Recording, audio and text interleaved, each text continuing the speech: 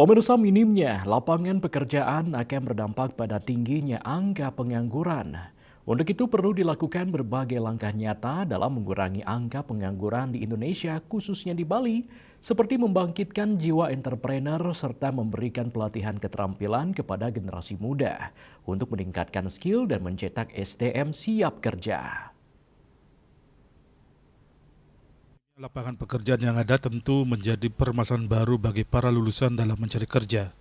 Untuk mengantisipasi hal tersebut, sebagian besar sekolah maupun perguruan tinggi telah membekali peserta didiknya dengan keterampilan berwirausaha.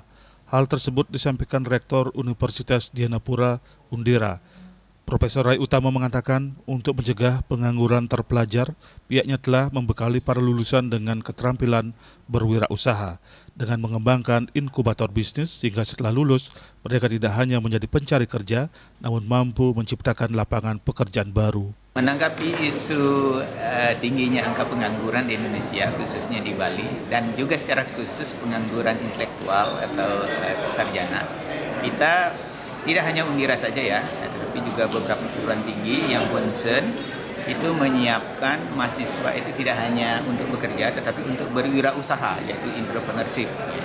Kita memiliki di sini juga memiliki inkubator bisnis. Nah, ada beberapa tenan dan juga calon-calon wirausaha yang salah satu dari entrepreneur itu bagian dari pembentukan karakter kami, itu entrepreneurship dan entrepreneurship juga.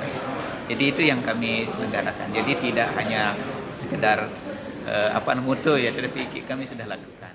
Selain membangkitkan jiwa entrepreneur, pemerintah diharapkan lebih aktif menggelar kegiatan pelatihan untuk meningkatkan keterampilan atau skill generasi muda sehingga dapat menekan angka pengangguran dan mengentaskan kemiskinan. Sukma, Bali TV.